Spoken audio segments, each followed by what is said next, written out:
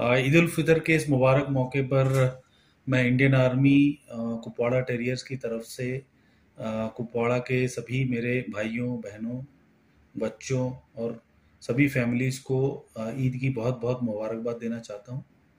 ईद के इस मुबारक मौके पर मेरी तरफ से सभी को शुभकामनाएं।